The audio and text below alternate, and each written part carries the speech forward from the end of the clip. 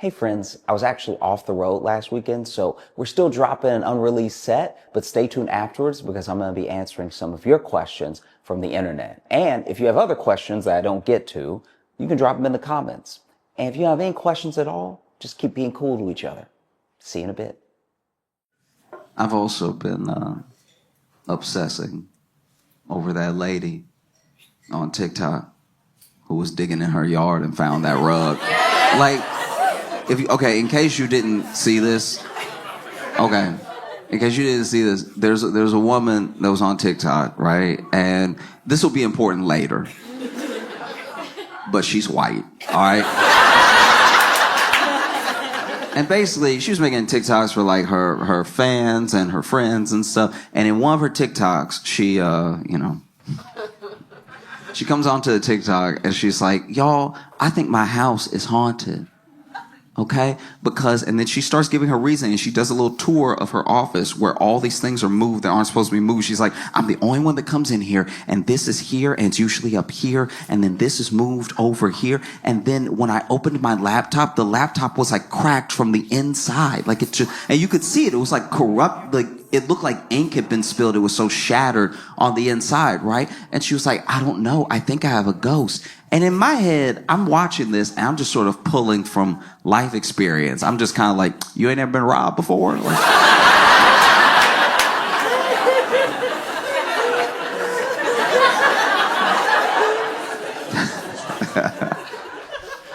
and so then, another TikTok she makes after that is she's digging in her yard. I think they're moving a fence or something. And then they hit something. And then they look at what they hit. And it's like this rug that's been buried underground, right? And it's a thick rug too. And then she's like, making a TikTok being like, isn't this weird? And I was like, that's a body.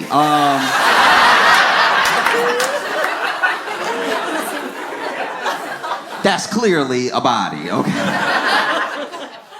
And then this is the thing.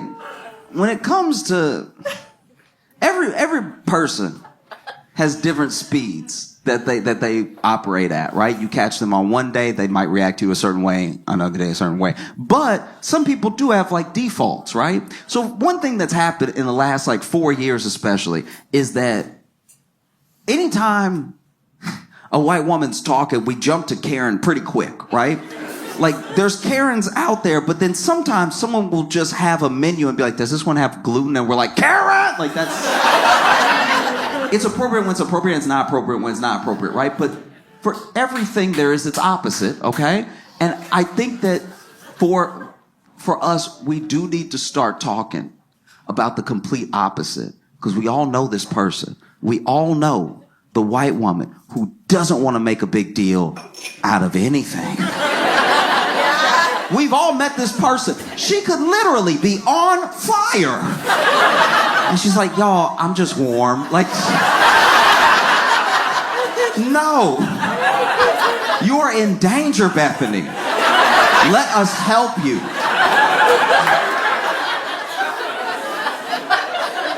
You know what I mean? Like, she could call you. She could call you in the middle of a robbery.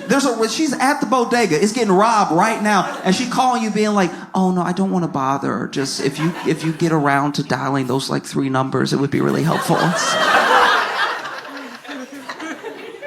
And this is who we have on our hands in this situation, because I'm not the only one, right? I see the thing and I'm like, that's a body.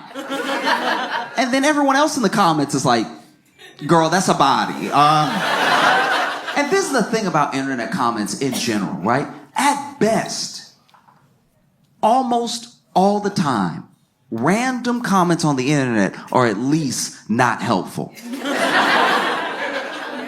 They're at least not doing anything for you when you read them, or when you posted them, they're not actually good feedback. I mean, like, it happens a lot, especially because the internet's just out for everybody, Especially on a place like TikTok. People stumble onto your stuff and then they just comment on it, whatever they think. It might have nothing to do with what you're talking about, Like, as an example, years ago, I bought some nunchucks.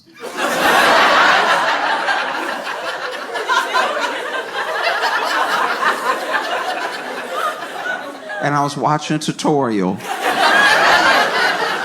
on how to nunchuck. And the dude's tutorial was good. He wasn't hitting himself at all. He knew exactly what he was doing, right? But then I went down to the comments to see if it was as helpful to other people as it was to me. And none of the comments had anything to do with nunchuck. The top comment was like, support the troops. And it's like, sure, but how'd you get that from this? So for all of her comments to be like, girl, that's a body, I think you should listen. Yeah.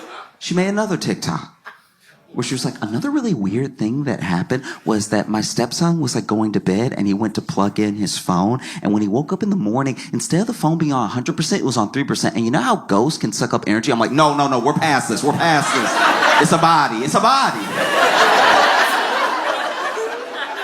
And once again, she was doing that white woman thing, trying to not make a big deal because, guys, I don't think it's a body. She says, I don't think that it's a body. I'm like, you think it's a ghost? It being a body helps your thing too.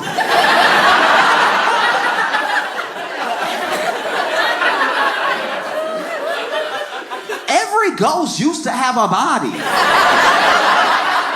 Why are you acting like we're the dumb ones?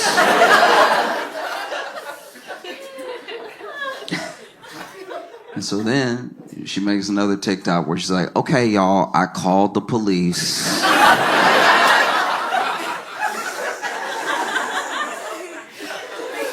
And it's funny because she describes like calling the police and stuff. And when she called the police and told them the situation, I was digging in my yard and I was trying to move this fence. I hit the rug, whatever, and the rug's very thick. We can't just, because that's the other thing. She can't just pull it up. It's so heavy that it's like, it's down there. She would have to dig more to even expose more rug to even try to pull it up. And she tells the police that, and the police are like, that's not like a body.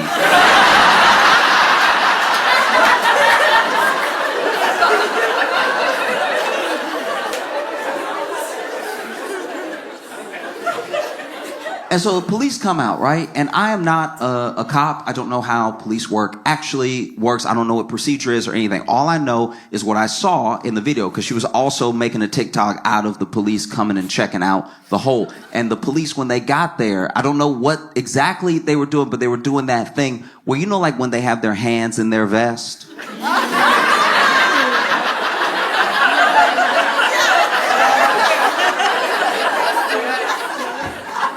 So there was one cop that walked up and he was like,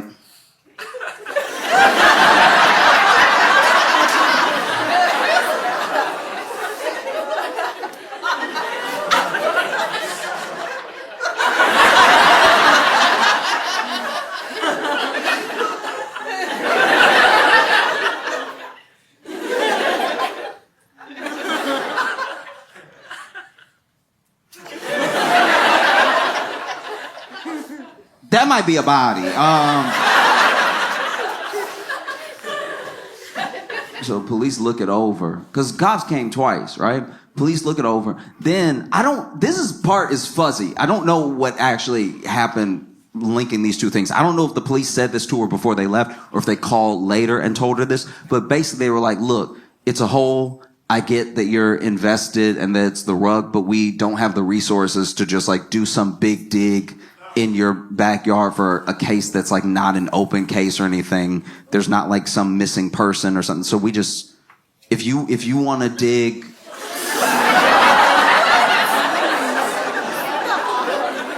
if you want to dig and then call us if you find something, you can, but like, we're not gonna. And I mean, look, in this case, it was just the rug. It's not like a foot was hanging out or something, you know what I mean?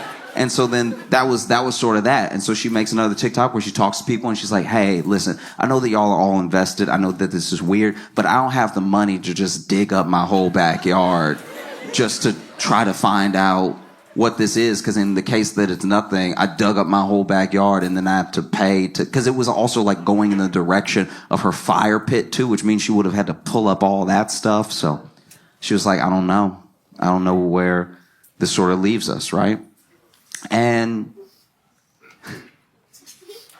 she makes another TikTok not too long after that Because what has happened through social is that we're all talking. We're all talking, we're all, like, listening's a strong word, but we're all talking. All right? But you gain the interest, and you can intrigue people from all over the world, right? And so as people are getting more and more invested in this thing, she makes another TikTok a little while later where basically someone was watching her last TikTok about how, yeah, she didn't have the money to just dig up her whole yard and everything. And so then they messaged her and they were like, hey, I own a construction company. I'll dig.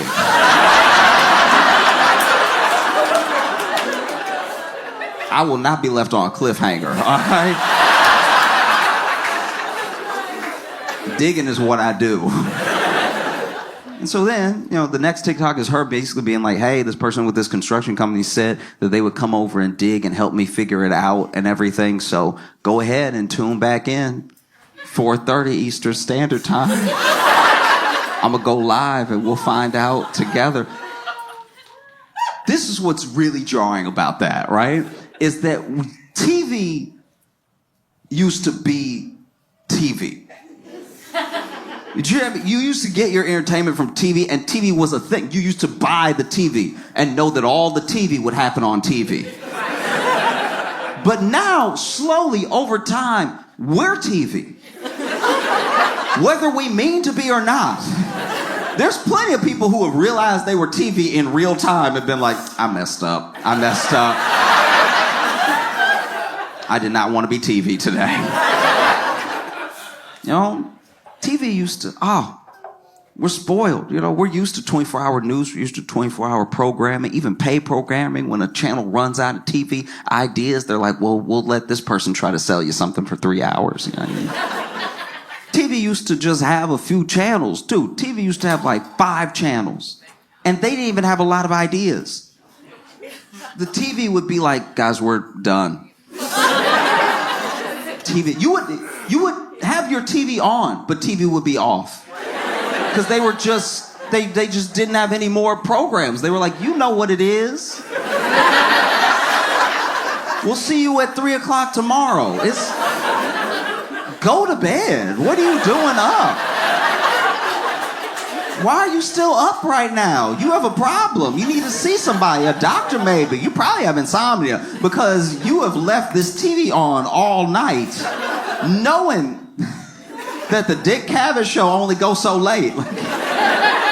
And I didn't know about any of this. My grandpa was telling me, you know what I mean? But like, he was like, yeah, you used to, that used to be how you knew you had a sleeping problem. And now, she's opened herself up to the fact that, like, this incident has made her TV. She even said, tune in at 4:30 Eastern Standard Time. I was like, you gonna have commercials too? Damn. And then soon after that, she makes another TikTok where she's like, okay, all right.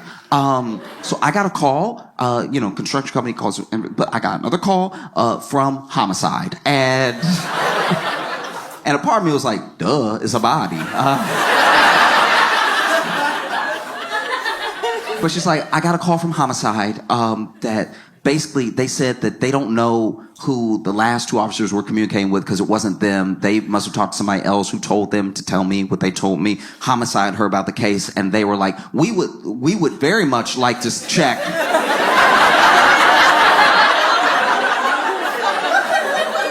That's like our whole job, to check if that's a body. And so we're gonna come tomorrow and they basically tell her, they're like, hey, if we find something, this will turn your house upside down. Are you prepared for that?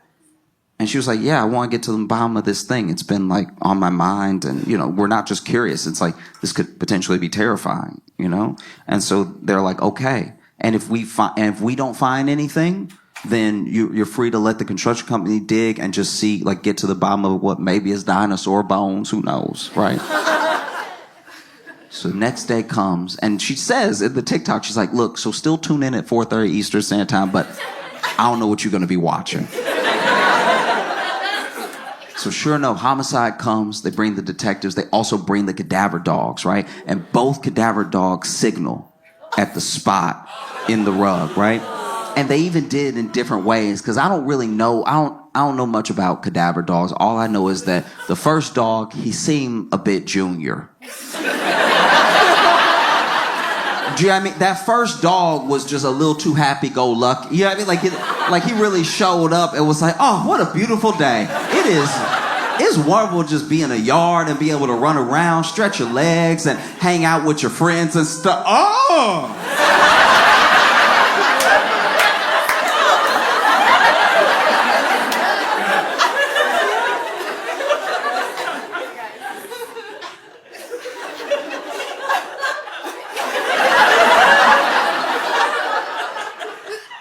Y'all,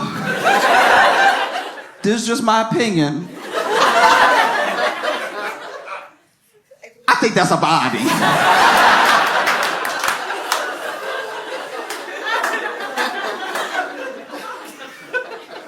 Second dog comes out, must have been more senior dog. They must bring two just to make triple sure, you know what I mean? Because second dog comes out much calmer, at least to me. Just, had more of a dignified gait to his walk.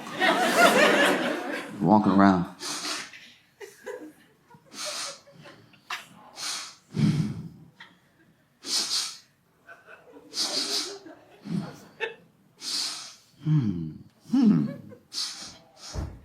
Yep, that's a body. Ooh, y'all, come get me. That's a body. And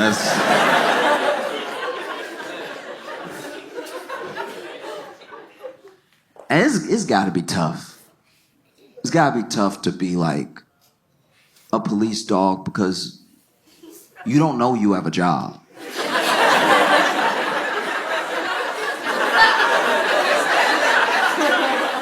Think about a police dog, just a dog. They think they're chilling. They think their life is normal. They only have like wild reactions once in a while, you know? Like I wonder what it would be like to take a police dog to like just the dog park. Have him converse with other dogs and stuff. Running around. That house dog is like, hey, how you doing? Looking good, you know. I love a pup in uniform. Oh, this? Oh, yeah. I wear it all the time. That was, you know, you come to this park often? Oh, yeah, every day. Every day, me and my pal come here, and then, you know, he lets me run around, and then we walk home, and then he feeds me treats, and I take a nap, and the police dog's like, nap? What's that? Oh, you know, when you just get tired and you fall asleep whenever you want. And it's like, okay, must be nice. You know, and you said your owner gives you treats. What kind of treats? House dog's like, oh, all the treats. It's incredible. I get like the beef treats and the chicken treats. I go crazy for the tuna treats. I try to play it cool, but I can't. They're too good. You know, sometimes I'll play hard to get, but then I'm a sucker for the tuna treats. Do you get treats? And police dog's like, yeah, I get treats all the time. What kind of treats do you get? Police dog's like, mostly cocaine.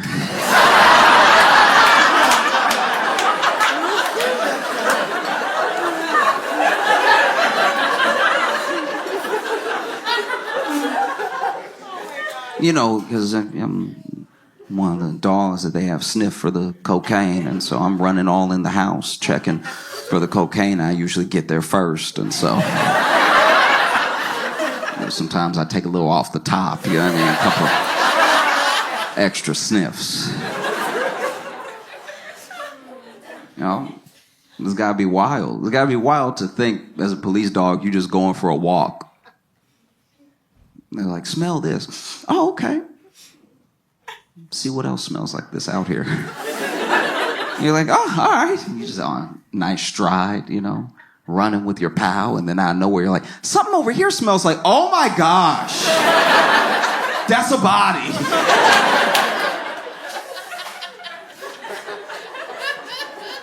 So both the cadaver dogs signal, right? And when they signal, she's like, oh my gosh, she's really taking it back. And I think that's also the first time that this becomes like real, because I think, I can't say what was going on in her head, but I can imagine that like at the time you're just kind of going through the motions and having your own little true crime thing. But then when there's really something there and it becomes real, like, oh, this is terrible. This is terrifying. And then the police even come over and they're like, hey, you might want to stop recording.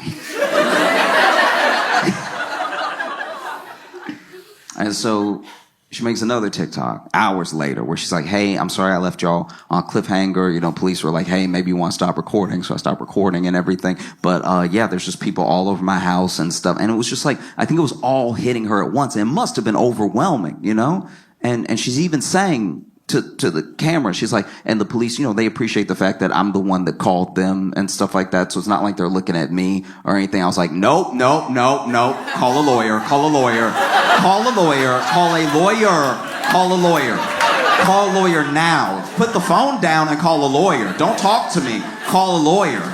I'm not a lawyer. Stop talking to me. Call a lawyer.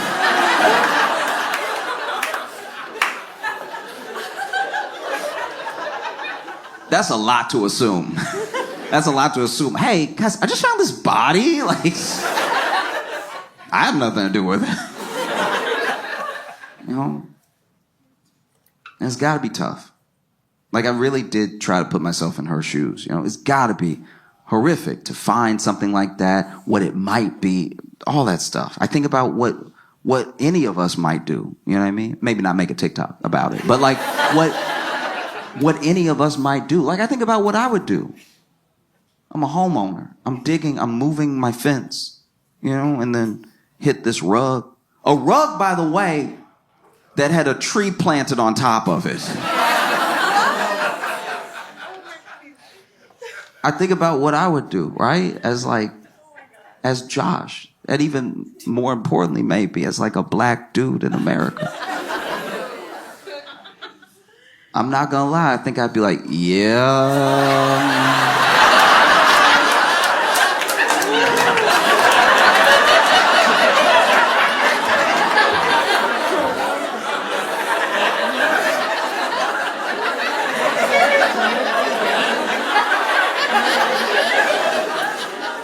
I didn't kill him.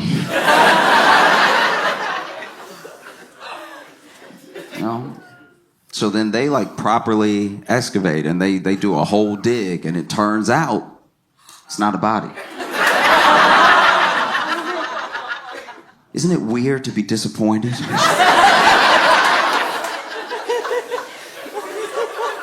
Isn't it kind of weird to be disappointed that somebody's not dead?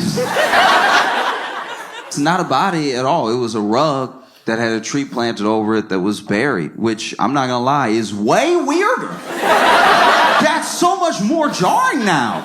There's so many more questions I have now. We understand, it's not right, but we understand how people get got. Like, we kind of, like, there's a part of you, maybe you're in the mob or something like that, but this thing is way weirder.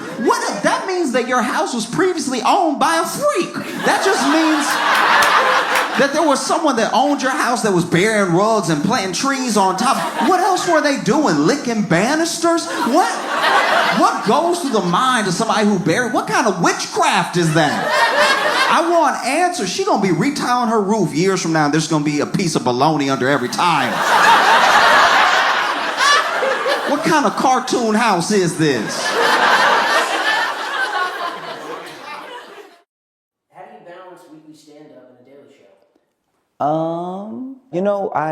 I work at Daily Show Monday through Thursday, and then we go on the road Friday, Saturday, and sometimes Sunday.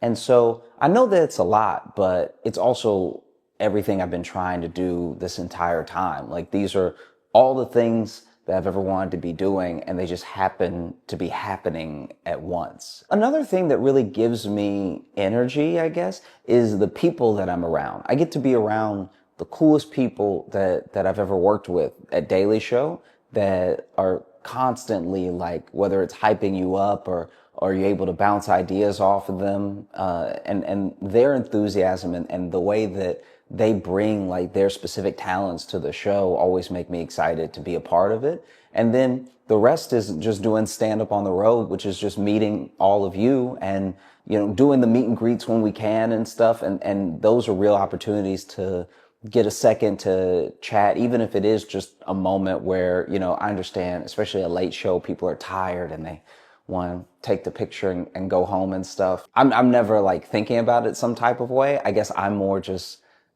so excited to meet the people who enjoy what I'm doing, because sometimes you are creating these things online and it's very easy to see a number of likes or a little ticker go up. And while those things carry their own sort of excitement of like, oh, that's cool that people are watching, it's not until you meet the people that are watching that you get a real sense of what's going on. And so I don't know, if I'm being honest, if I've thought about balance yet or anything. I sneak in my naps when I can, and one day I will find time to sleep. But sometimes I will say I don't realize I'm asleep. I have definitely woken up and not been sure when I was sleeping. So I guess I get enough sleep. How do you take care of your mental health? I think I do lots of stuff. To me, I think you're constantly bombarded all the time with stimulus and with media. And I think that even though most of it is negative, the positive stuff there, whenever you open yourself up to it or whenever you focus on it, is just as overwhelming sometimes. There are a lot of people out there talking about the good things happening in the world. And if you engage with that stuff as much as you engage with like mainstream news and being up to date on the latest horrible thing that's happening in every country, I think you can find the balance that's actually happening. Because it's true, all these things are happening at the same time. And I don't know, I think that centers me sometimes, that like as many bad things as there are that are happening, there's so many instances of us seeing like the good in people and the good in the world and stuff. And so that helps me take care of myself. I have people that I will sometimes message if I'm having a rough time, for any number of reasons, just having those people really help. I think that therapy as well, depending on your version of it and what you found helps you the most, I guess depends on how often you lean on it. And so, yeah, I think therapy, I think engaging in as much positive media as I can. And I think, looking up specifically for news stories where something good is happening help me take care of myself. Why are your tickets $400? They are not. They're not. I cannot say this enough how much they are not. And because of how social works as well, no matter how many times you post that they're not, it may not reach the people who saw the thing. You know what I mean? Like we're all just missing each other because they're not at all. One of the reasons that you might see $400 tickets to my show are resellers. So I am trying to make sure everybody can come to the show. I'm trying to make sure that all the tickets are affordable, right?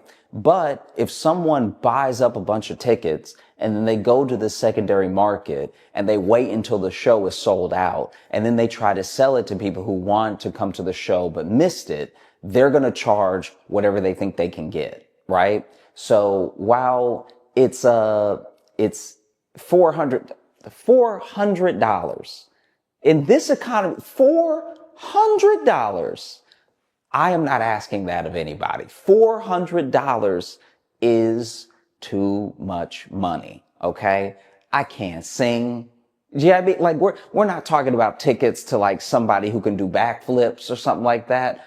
Resellers are charging these astronomical prices, which is why I tell people to join my email list. If you join my email list, I will let you know when I add shows. I'll also let you know when shows are happening. You'll also get access to pre-sale in some of the markets because we try to email everyone out. There's a whole thing that I'm learning about how like venue have pre-sale tickets and days, and everybody has a certain amount of tickets that they're allowed and stuff like that. But as soon as we can go to you with the ticket, we try to go straight to you. So that way the email is coming from me, and then you can get the ticket at its intended price, and we completely cut resellers out of it. Sometimes I even lose words for how best to describe how bad of a thing this reselling is, because it cheats you out of money, and it cheats a lot of people out of an experience, you know? Because let's just, for the sake of argument, say the reseller buys my ticket and they're charging $2,000. And then people are like, Josh, love you, nice little quips, nice little witty jokes online, but 2,000, no. Now, somebody who was willing to pay the like $35, $45 that I was charging for the show doesn't get to come.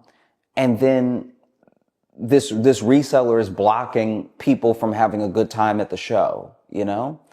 So my tickets are not $400. If you see that, you know, not only don't you buy it, but also feel free to warn other people, hey, this thing is not real, you know?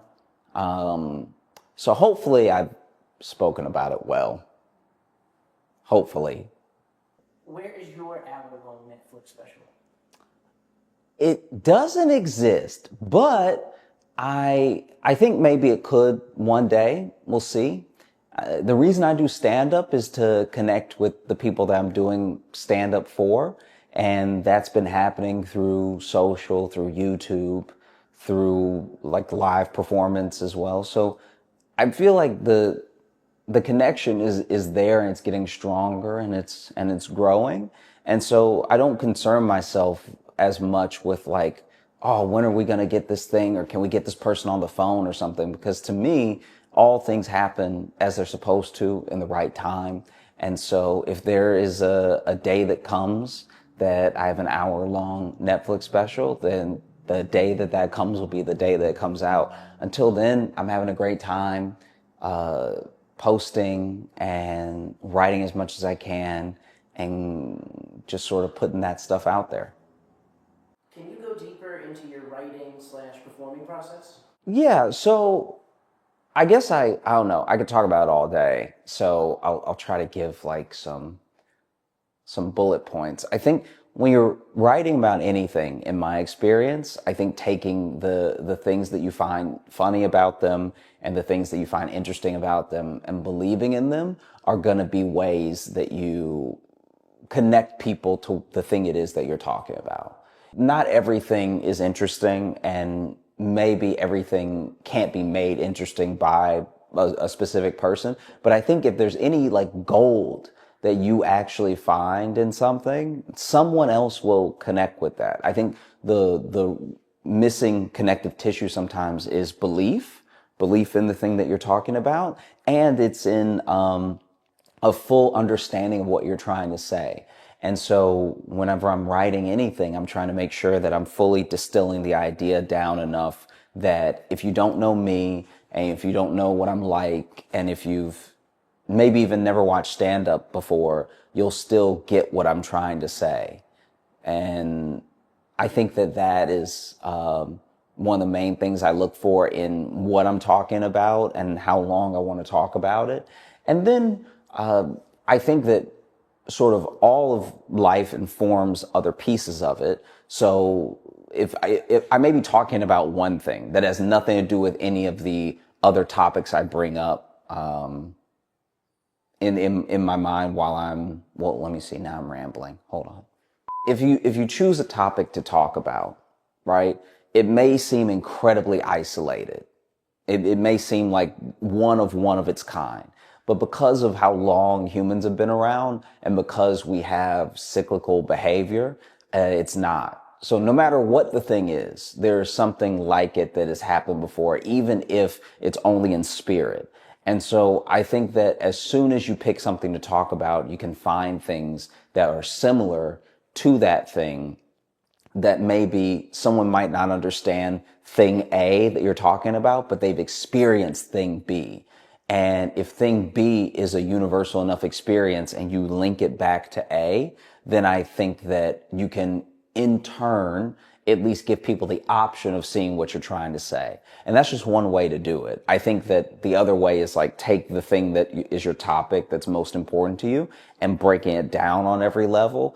At some point with those layers, people will start to see what you mean. Whether or not they agree is like completely up to them. And luckily for stand-up, you don't really need anyone to agree with you. You just need them to be enjoying what you're saying and find it funny. Some things that we find funny are because of agreement, and some things that we find funny is because of the absurdity of it and how much we disagree.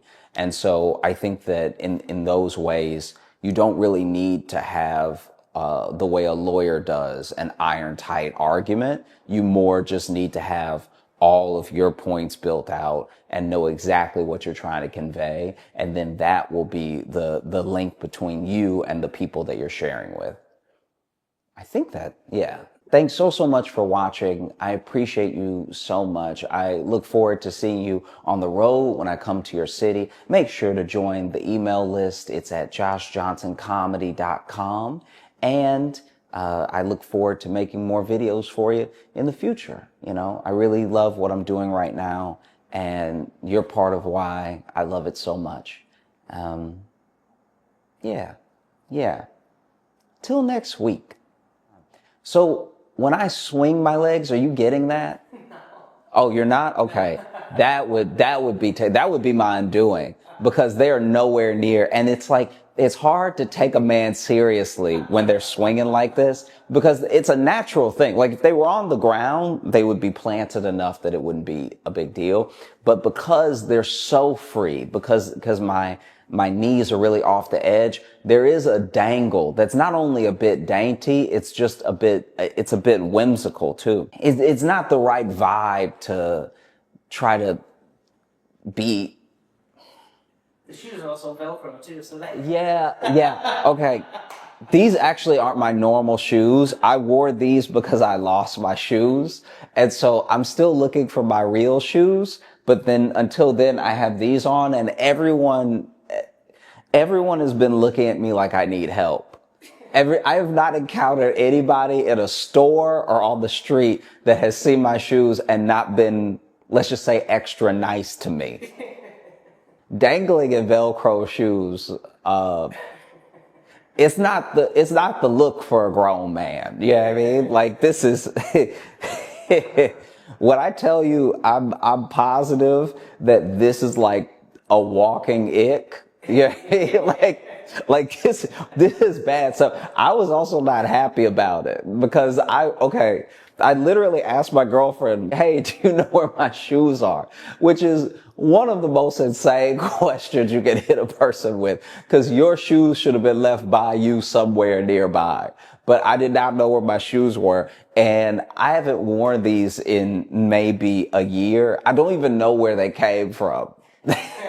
I really don't. Like, maybe I bought them, but I feel like they were a gift, and not just a gift, but like a re-gift. Like, I think they were given to someone my size, and then that person was like, nah, I can't keep these in the house. It's better than not having shoes. I'm grateful to have more than one pair of shoes, but I'm also praying I find my real shoes soon, because, ugh. The main shoes, they're what, on? On clouds, yeah. When are you going to get an endorsement? I mean, you have those on every show, every stage, all over the country. That's up to OnCloud. I wear them because they're comfortable. But an endorsement would be nice. That would definitely buy some more OnClouds. Yeah, they might as well endorse me. I would just give the money back to them almost immediately in OnClouds. I've been having trouble.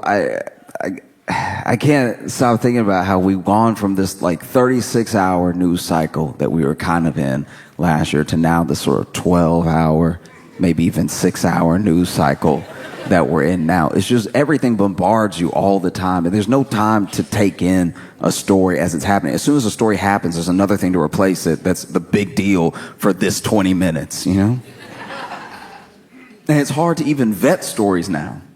Like, there'll be a story that seems like a big deal, but the more you think about it, the more you're like, why'd you tell me that? But it'll be big news for a second, and then it'll be like, oh, but then that was just wasting my time, okay? Like, I don't know if you saw, but apparently after all this time, they've nailed it down. They've solved it. Apparently, we got Jack the Ripper.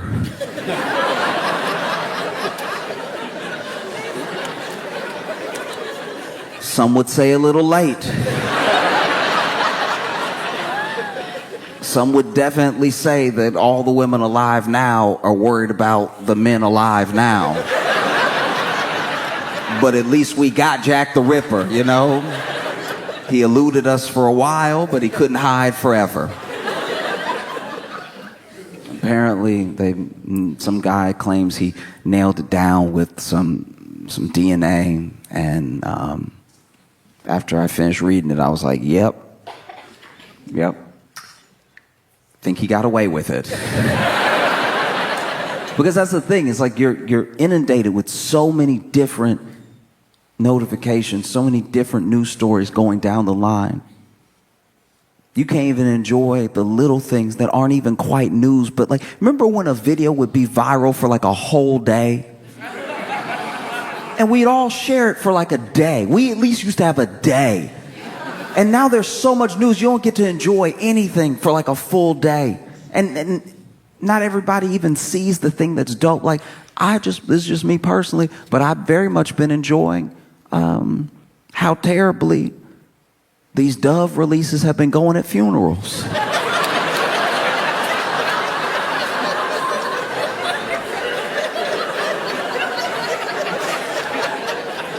In case you're not familiar. There are some funerals where everybody can't get like a 21-gun salute or anything like that. So they'll do something special, whether the funeral director suggests it or the family wants it, and they'll have these doves. And it depends on how they want to do it for the funeral, right? Some people say some sweet words and they release one dove at a time. Some people say some sort of message. They give a eulogy either at the cemetery or at another special place to the person that passed, and then they release all the doves at one time. But one thing that's been happening consistently is they will stand people in a line and give them the cue to release the dove. And when you see a dove release, it does make you feel something. It's like a powerful thing. I understand why it's such a symbol for people. But the last few videos I've seen, the doves do just sort of die rather than fly away. There's one video that is truly spectacular. It is art to the point where I worried it was a sketch. There's 3 family members standing in a row, and his first one's cute to throw the dove up, and she even bends her knees a little bit, really give it some oomph, and the dove bounces off her hands and then bounces off the ground. As she snaps back, she's like, ooh, I hope that's not an omen. And then the second person releases their dove, and that dove flies off beautifully. And you're like, okay, not so bad. And then the third person goes to release his dove, and I think he knew his was dead. If anything, I feel like he pitched that one. He was trying to, like, if I can toss it high enough, maybe it'll wake.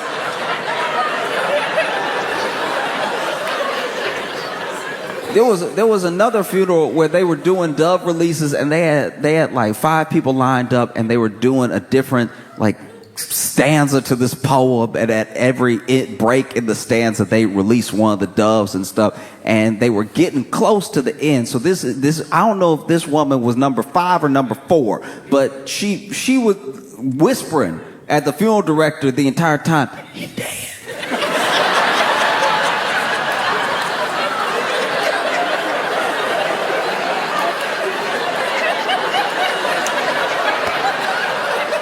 And the funeral director's like, what? Hand me another one. He dead. And the funeral director's like, that's all I brought. What do you mean that's all you brought? He clearly did. She's like, funeral director looking at him, trying not to interrupt the beautiful poem that's being read. And he's like, no, he's asleep. He's asleep. He'll wake up. Just throw him. He'll wake up. You throw him, he'll wake up. And they release the second picture, and the third picture is right here. And she's like, this is a dead bird in my hand. Don't play with me. Find another bird. And it's like, I swear it's asleep, just throw it. And then the third person throws theirs up, and then they read the poem, and the woman's standing there like,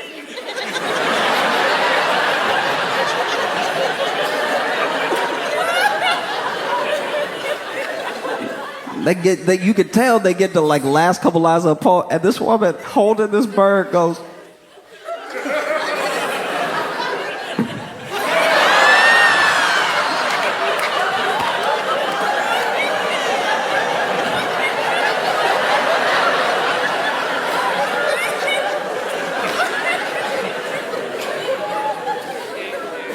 she just tried to like waste bird up, and then they end the poem, everybody looking at her, and the field director like, and then sure enough, she go to, and the bird just plopped down. And she was looking at the field director daggers like, this your boy?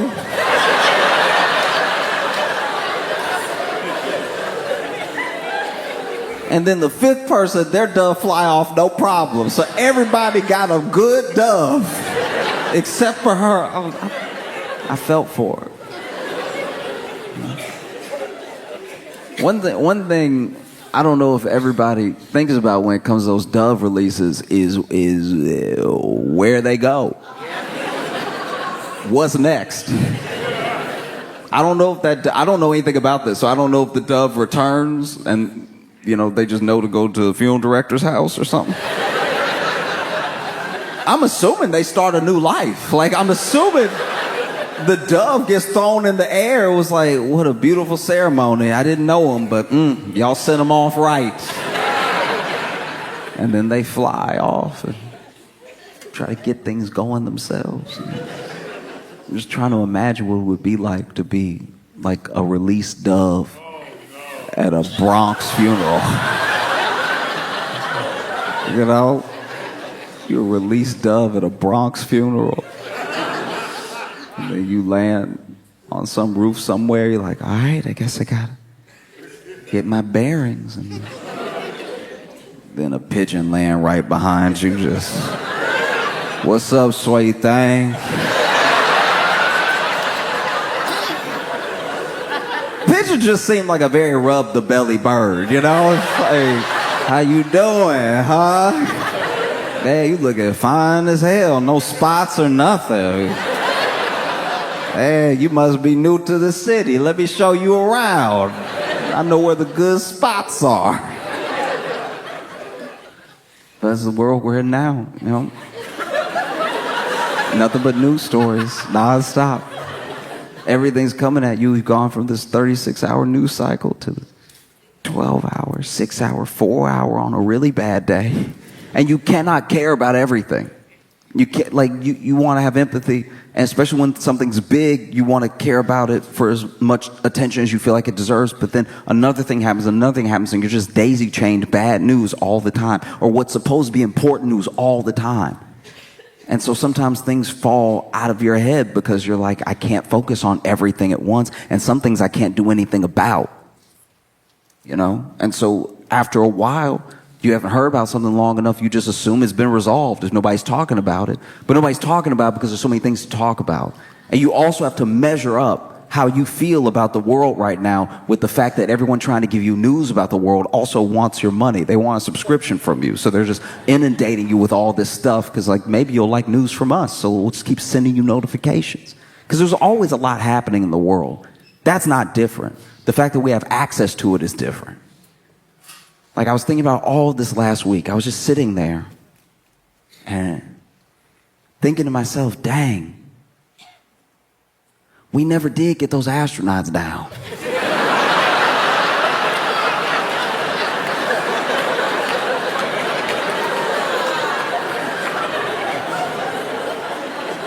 What's the plan? That was a while ago.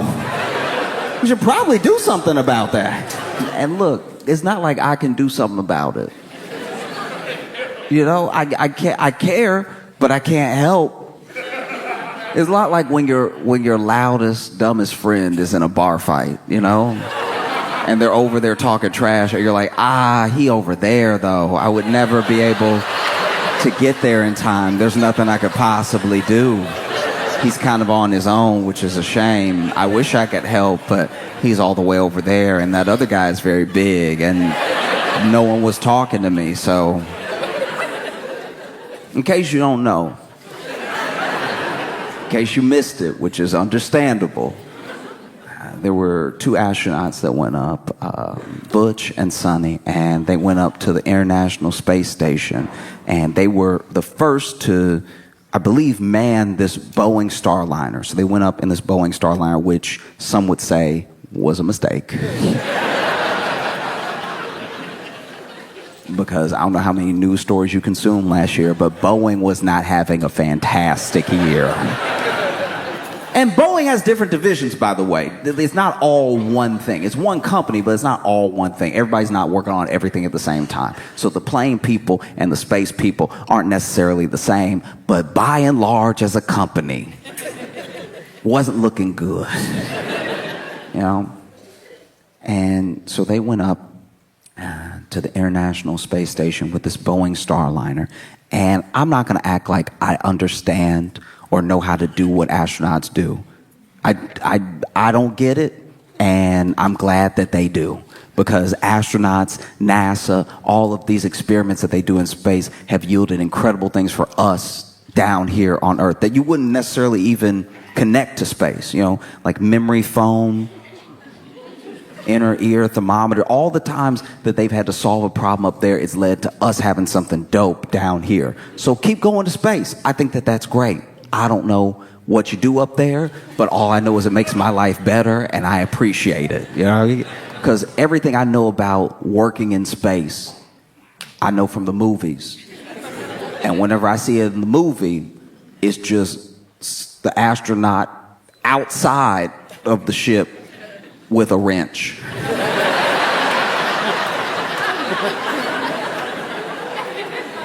Every time I see it, it's Sandra Bullock or Bruce Willis outside the ship, just...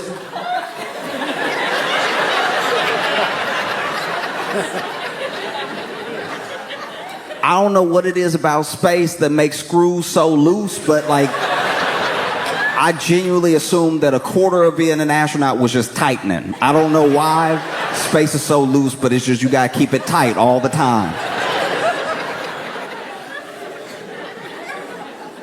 And so they send them up there, and this Boeing Starliner had a bunch of other problems. It had a bunch of other issues on the sort of unmanned tests that they were doing.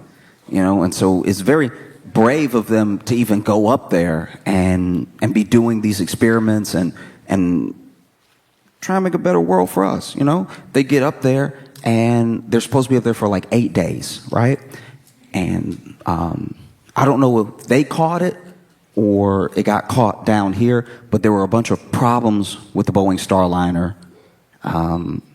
Some of them were helium leaks, because helium is incredibly hard to just capture, just keep it so light, and it's very easy to escape. And then they were worried about the thrusters, and so they were worried about control issues if they were to come down, right? Because Boeing used to be a better company. Boeing used to be a company that put engineers and innovation first. And then they had a bit of a merger, and that merger started to prioritize shareholders, prioritize the money. And so some of that innovation, some of those engineers started to fall to the wayside, and you have what we get now, planes that make you a little nervous and ships that only go one way.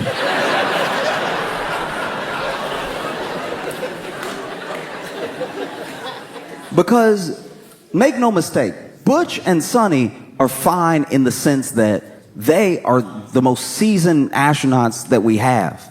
You know, Sonny has logged potentially more hours than I think any 322 days in space, and she has logged like 50 hours of spacewalking and everything. She's like a true veteran. And even before that, she was a diver in the Navy, and she piloted combat helicopters. Like, she knows what she's doing. And Butch is the same way. Butch had already been on missions before this. And to be fair, this was going to potentially be one of their last missions. And so for them to go up in space for those 8 days, them getting some extra days, maybe they don't mind. I just am trying to not project how I would feel.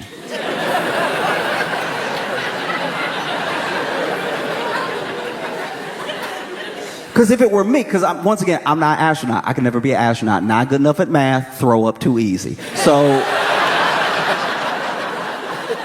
I don't give off astronaut, right? But if it had been me, if I had gone up into space, it was supposed to be 8 days, and then they were like, ooh, that ship, may not be able to send you back down in that ship. I would be like, oh, okay, cool. So when's the next ship coming up?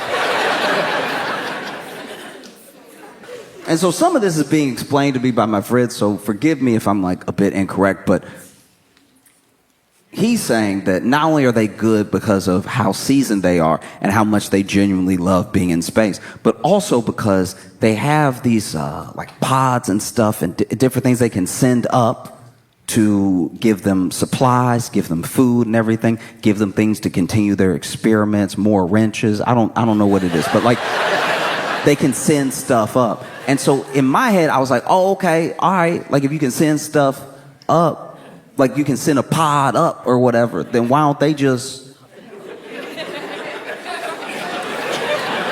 like why don't they just hop in the pod when all the food, like after they get all the food out and they eat the food, oh, delicious, and then they get in, they could get in the pod, right? And then take the pod down. He's like, no, it doesn't actually work like that. You know, it's not a manable ship and it's too small and everything. I was like, oh, okay, cool.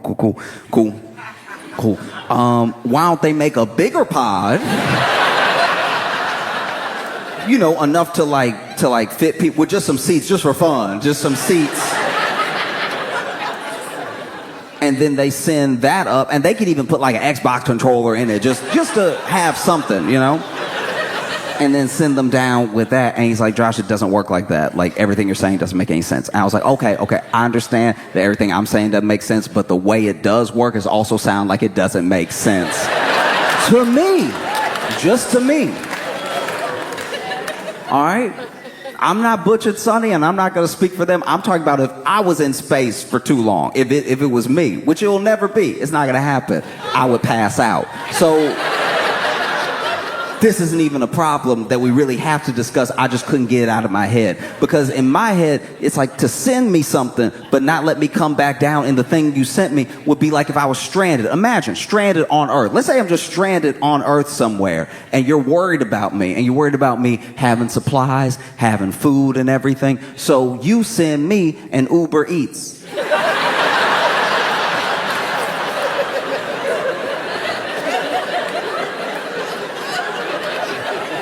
But then you go, no, don't get in the car. Don't get in the car. That's not how this works. This is not a car. This is a burrito car. See, you don't understand rocket science. This is a burrito car. You just try to get in any kind of car you want. That doesn't make sense. Stay there till we come get you with a car.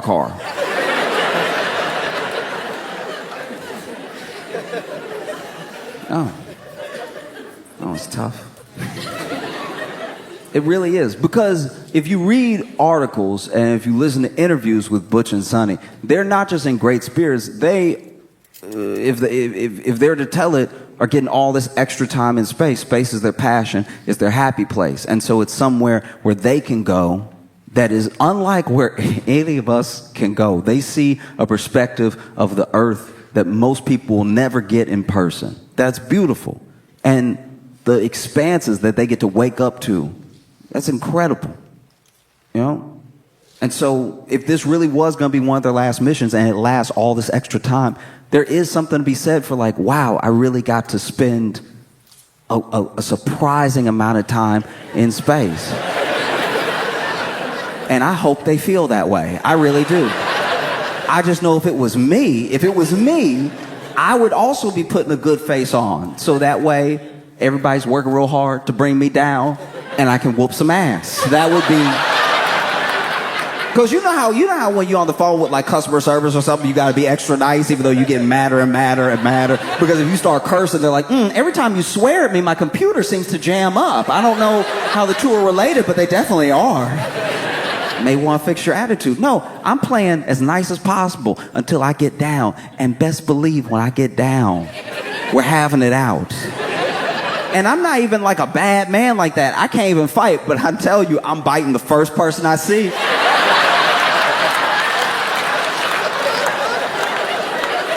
I cannot swing, but best believe I will catch a mouthful of your chin, all right? You leave me up there all this time? What's wrong with you? You must be out of your mind. You got me. Because look, I believe it. I believe that they love being in space, but everybody has a bad day. And I think a bad day in space is an extra bad day. Let's say you wake up. And it's just one of those days. You wake up wrong side of the pod. You know, very upset. And all you want to do is brush your teeth and maybe go read a book or something. You know. But take your eyes off your toothbrush for 1 second.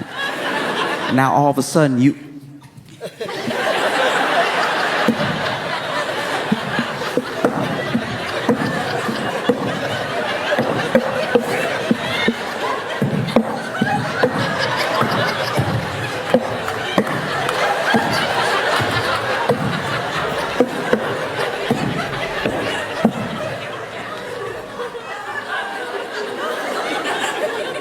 Grab the toothpaste.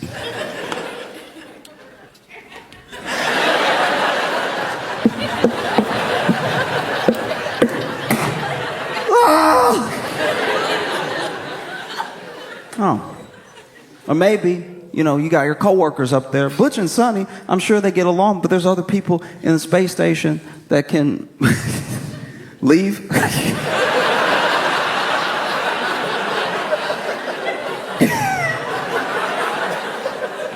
And so I'm sure you have your disagreements with your coworkers. We all have it. We all have it. You want to storm off. Very difficult in space.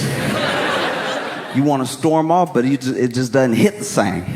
Because when you storm off, you want everything to be perfect. You want to be loud as you storm off. Boom, boom, boom. You know what I mean? You want the feet to be slamming. If you slam a door, you want it to really shake after it slams and everything. You don't get any of that in space. I remember one time I was trying to storm off. I felt like I was in the right, and I was done.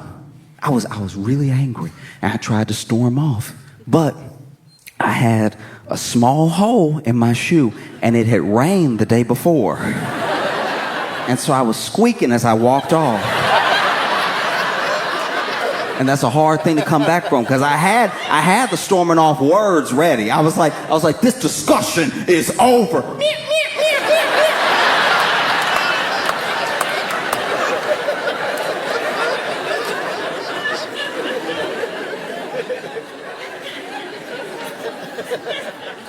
So sure enough, you know, you want to storm off in space. Maybe your coworker's making you mad. And you've had enough of it. You've been up here for, 2 extra months or whatever. You just want to go. So you're like, all right, that's how you feel. That's how you feel? All right, then you know what? You can finish the experiment yourself, because I'm out of here.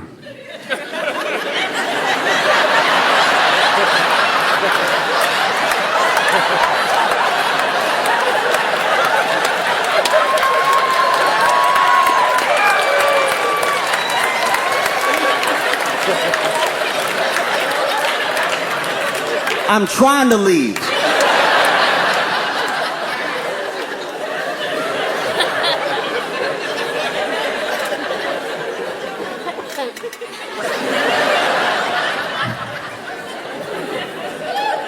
Well, I can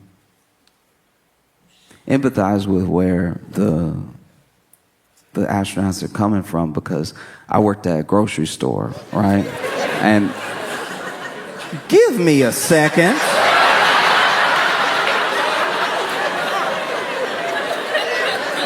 That is wild. In the time I'm talking, I haven't built up enough trust that there's a point that I'm trying to...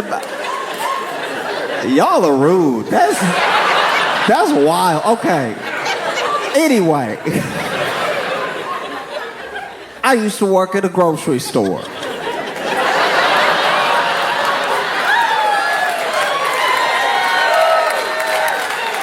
And I worked at this grocery store, and one of the reasons I wanted the job and one of the reasons I got the job is because my apartment was only going to be 1 mile from my home store. So I could walk to work, and if I was late, could run, right?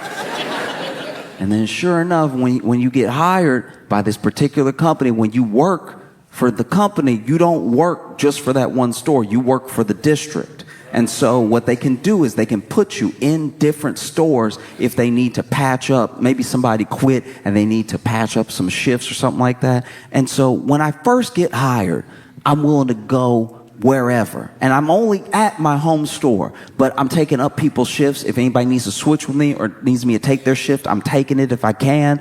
I'm coming in every time they call me in because somebody called out. I'm actually coming in so much that I get a bunch of overtime, then they get mad at me and tell me to stop. But I was like, you called me. So I'm sorry I didn't self-snitch on the way in that this was hour 48 this week. Like, thought you needed help. And then one day, I get put on a different store, a store that's really far from my apartment. And it was because someone had quit abruptly, and so they needed someone there that week. So it was only supposed to be that week. And I get there. I had never been to this store before, but it's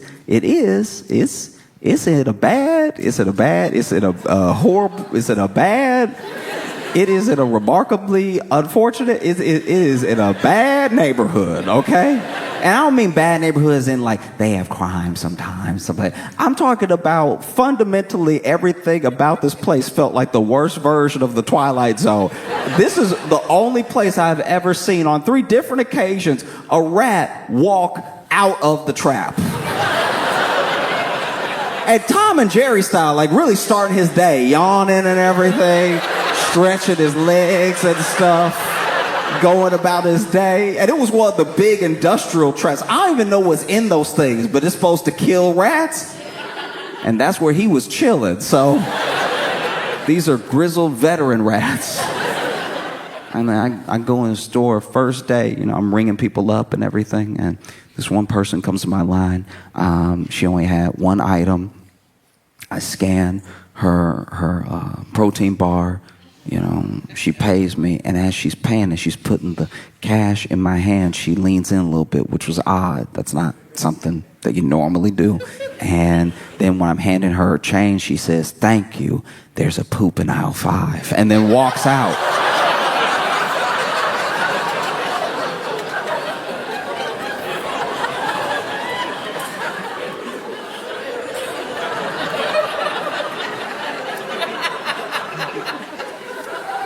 And I'm sure she didn't do it. I'm sure she didn't do it.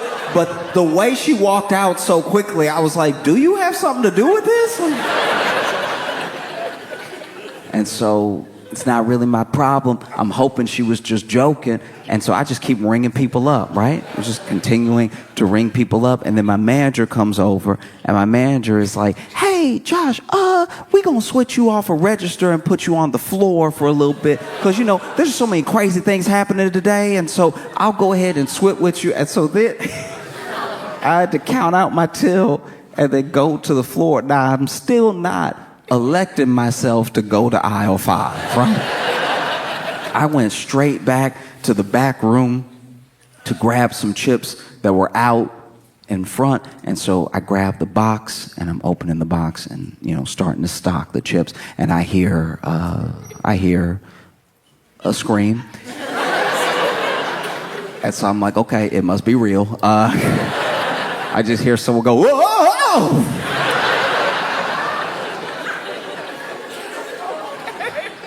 And so then I just keep stocking because I'm like, I don't want that to be part of my life, right? And then I get a tap on the shoulder, And it's my manager. She's like, hey, there's a whole like situation on aisle 5. If you don't mind checking it out real quick. And in my head, I'm like, I thought you were going to be ringing people up. You just been trying to set me up this whole time. Using some very convenient language. And so I walk over to aisle 5 and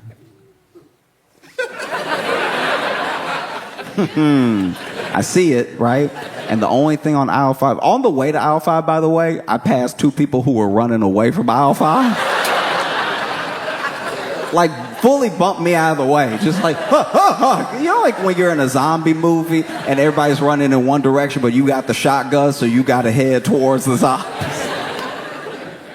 And so then I turn the corner, I see it, and the only thing on aisle 5 is it and one guy. And that one guy is looking at it, and then he looks at me and goes, I didn't do it.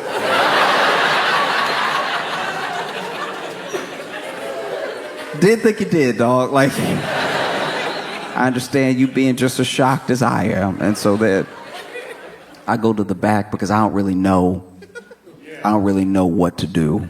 You know what I mean? Like, this has been laid at my feet and I don't feel prepared. And so I grab the broom and the dustpan and the kitty litter. And so that I go ahead and like scoop and litter and everything. And that was day 1. That was the first day that I worked at that store. The second day, this older lady walked up to me at the register. I started ringing her up and everything, and she was hitting on me hard. And she was hitting on me in the way that older people can hit on you because they're not saying anything vulgar, but they're being very vulgar at the same time. They're not using the words, but you can tell the intent is there. And so she walked up and she was like, hi, young man. And I was like, that's the wildest I've ever been called young man in my life, because she really hit that hard A with the man. It lasted forever. She's like, how you doing, young man?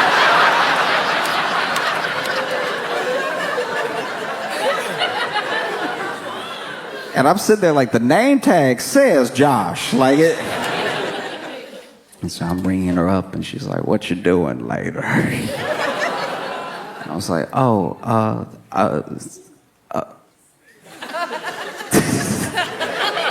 work. I'm just ringing things up as fast as I can. And then she's like, can you bag it for me? Sure. So I'm putting it in the bag. She looks at me and she's like, I like the way you do it. And I'm like, you can see what I'm saying. Like, this is X-rated, what she's doing to me right now. But it's all under the radar. It's all, if you try to call her out for this right now, she'd be like, I'm not doing anything. But like, we can all hear it together right now. Like, I like the way you do it. I'm like, oh, okay. Thank you. Thanks so much. Meanwhile, I'm just ringing up can after can of prunes. It's just nothing but prunes. It's like the store's worth of prunes. In my head, I'm like, there's no way she's gonna be able to carry all this. I put the last one in the bag. And she was like,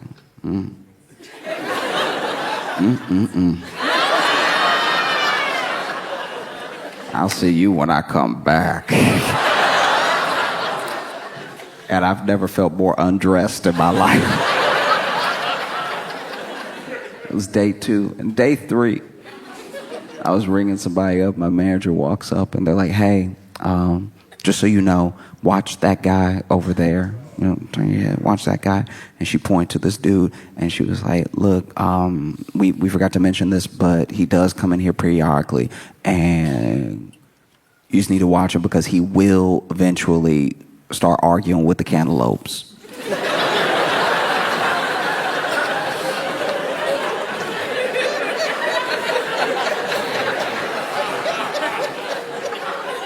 And I always try to be respectful of my bosses and stuff, but I did turn to her like, what am I supposed to do about that? Break it up? Like, what? What do you expect? Why you even tell me this information? We have a security guard, right? And so I'm bringing people up, and like 5 customers later, I hear in the distance, Don't talk to me like that. and so immediately I turn my head to our security guard. Our security guard, all I see is his back foot walking out of the store. Because we always had security guards on hand because it's a bad neighborhood and everything, but at the same time, they were allowed to take their break whenever they wanted. So then I think he saw the cantaloupe argument breaking out. He was like, that sounds like a great time to have a snack. I'm hearing a snack right now. And so then my manager comes over and she's like, we should go say something. And so we walk over. And this dude's holding this cantaloupe and, you know, letting the cantaloupe have it. And he's like, you always do this. And so I'm like, hey, sir, how you doing? Hello? Hi.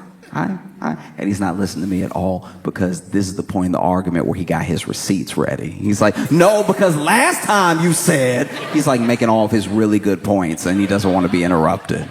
Right? I was like, hey, could you just keep it down a little bit? You're scaring some of the other customers, right? And this guy was like, oh, I'm sorry. Which I could not have seen coming. This guy goes, oh, I'm so sorry. I didn't mean to get loud. It just, you know how it is.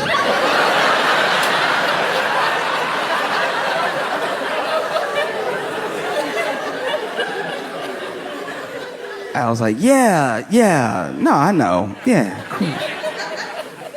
I'll go back to ringing people up, and then like several customers later, maybe 10 customers later, I see this dude in my line, and I start ringing up this one customer slow, because I was like, maybe someone else will finish in time for him to get in another line. I do not want to have a conversation with this dude. And as I'm ringing them up, this guy's holding the cantaloupe and he goes, don't start again. Don't start again.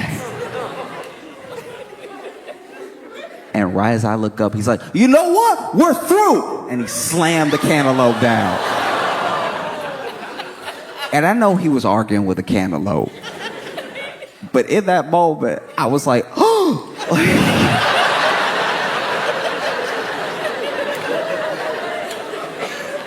This dude storms out of the store and everything. And I gotta clean the cantaloupe up. And as I'm cleaning it up, I'm like, I'm sorry he hurt you.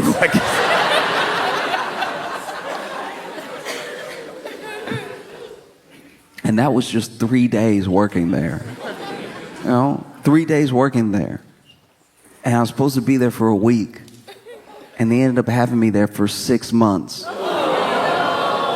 So when I tell you I can empathize with what the astronauts are going through, like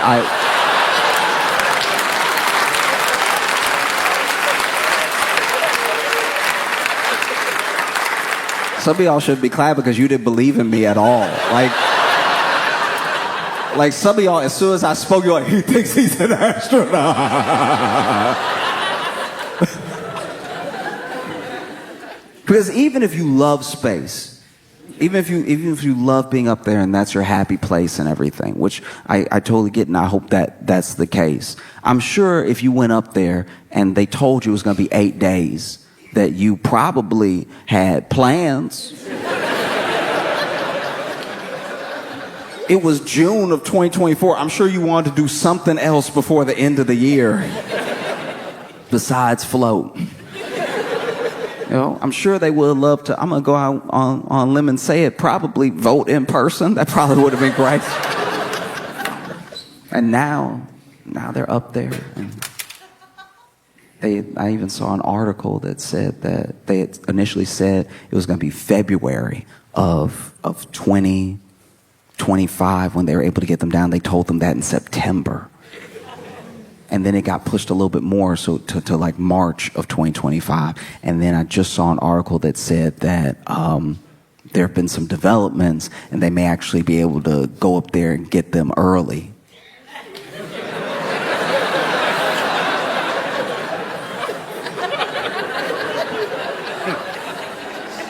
If it were me, I'd be like, don't say early around me. Don't say early around me at all. Because Butch and Sonny are up there, and they're going to be returning to a very different Earth. Which might be why they so cool with being left up there. That might be it. They're probably like, nah, I'm good. I'm chilling.